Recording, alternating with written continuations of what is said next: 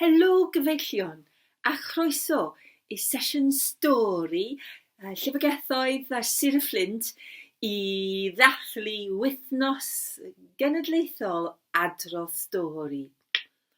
Fiona Collins ydw i a dwi'n gweithio fel Storytime a felly dwi'n yma i ddweud stori i chi. Chi'n barod? A da chi'n eistedd yn cyfforddus? Gobeithio.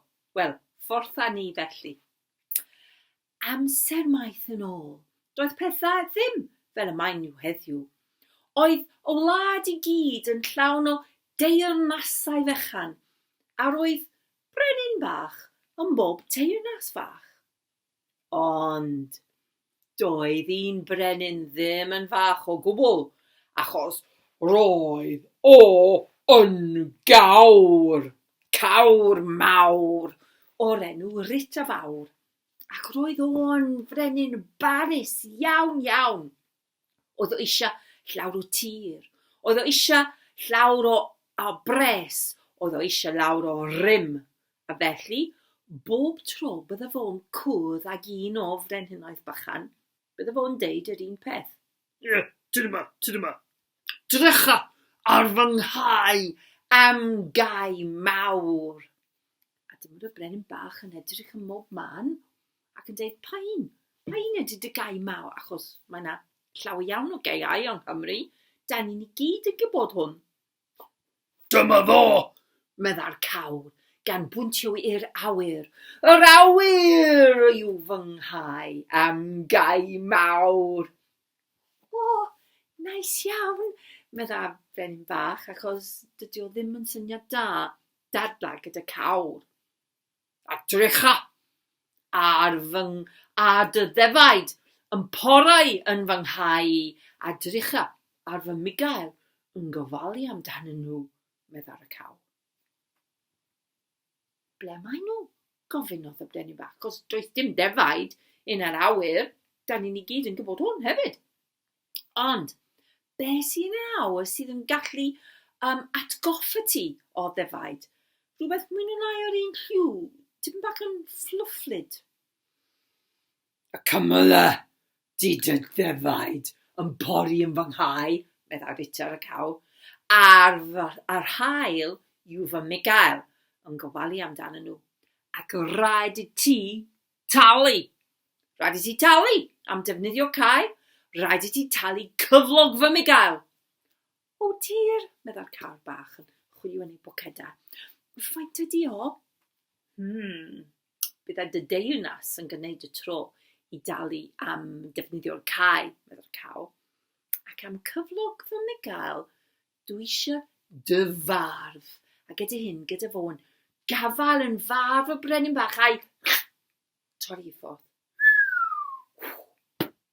Achos, welwch chi, roedd gan y cawr clogin mawr wrth gwrs, cos oedd o'n cawr mawr, ond clogin heb addurniad, oedd yn plaen iawn.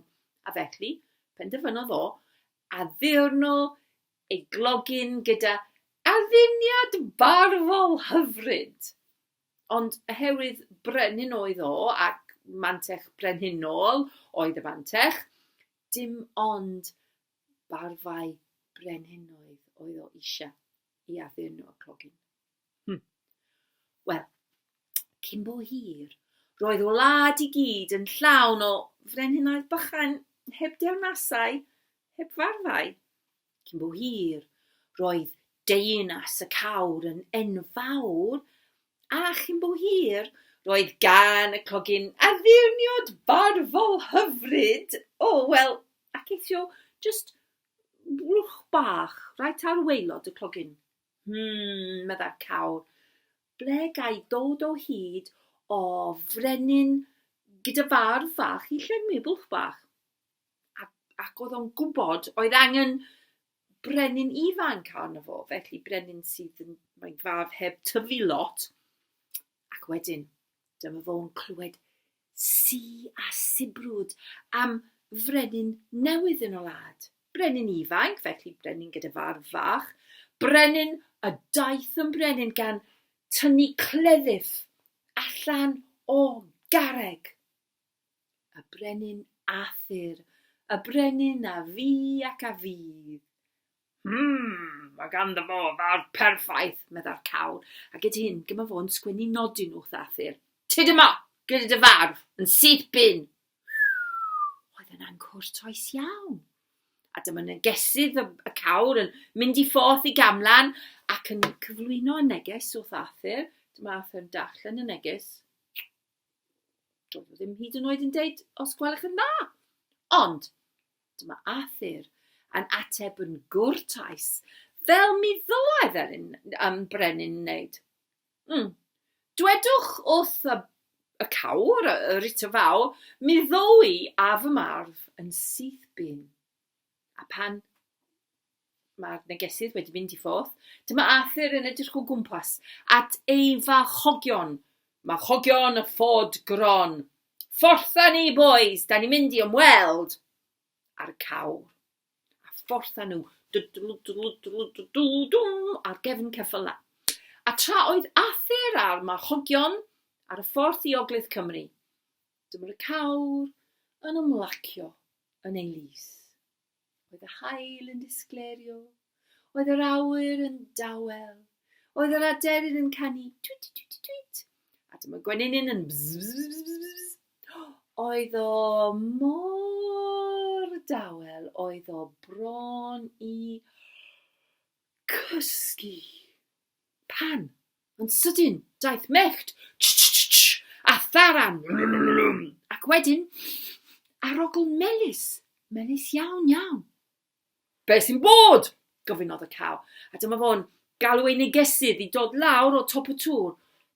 Be sy'n bod?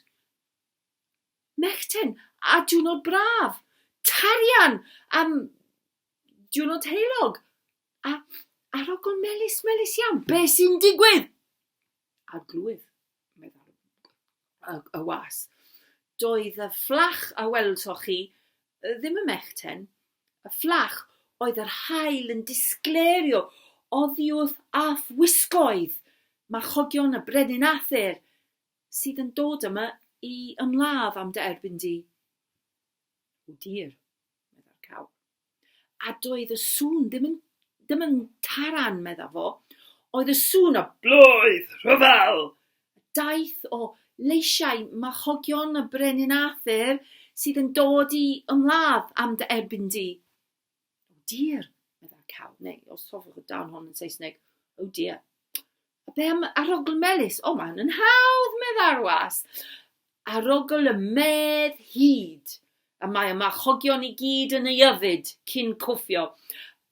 Y medd sydd yn rhoi grym anochel iddyn nhw. O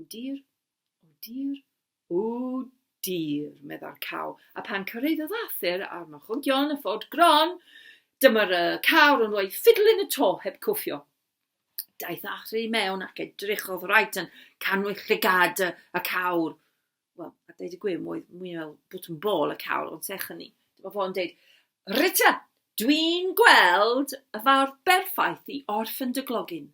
A gyda hyn, dyma Arthur yn dod a caledfwlch ei gleddyf ac yn gafal yn farf y cawr a torodd Arthur barf Rita fawr i ffwrdd. Roedd yn sarhad mawr, a felly gwylltiodd y cawr, a wedyn roedd na brwdw chwerw. Ond, ar y diwedd, y cawr oedd yn gorwedd ar y llaw, wedi marw. Mae Arthur yn edrych at ei hogion, mae hogion y ffwrdd gron. Rhaid i ni gladdu'r cawr, meddai fo. Mae o'n rhy fawr i ni balu twch. Dewch bob un ohonach a charreg fawr a nawn ni'n pentyrru nhw dros ei gorff i greu gwyddfa. A dyma be nath nhw. Daeth bob un a carreg enffa, dyma nhw yn pentyrru nhw dros y corff tan oedd na mynydd o gerrig. Mynydd newydd yn y wlad. Mynydd uchaf yn y wlad. Ac mae'r mynydd hon yn dal yna. Yr Wyddfa ydy enw y mynydd, neu Gwyddfa Rita, fel oedd hen enw yr Wyddfa. A rwan, da chi'n gwybod sut daeth yr Wyddfa i fodolaeth. A rwan, dyma diwedd y stori. Diolch am wrando.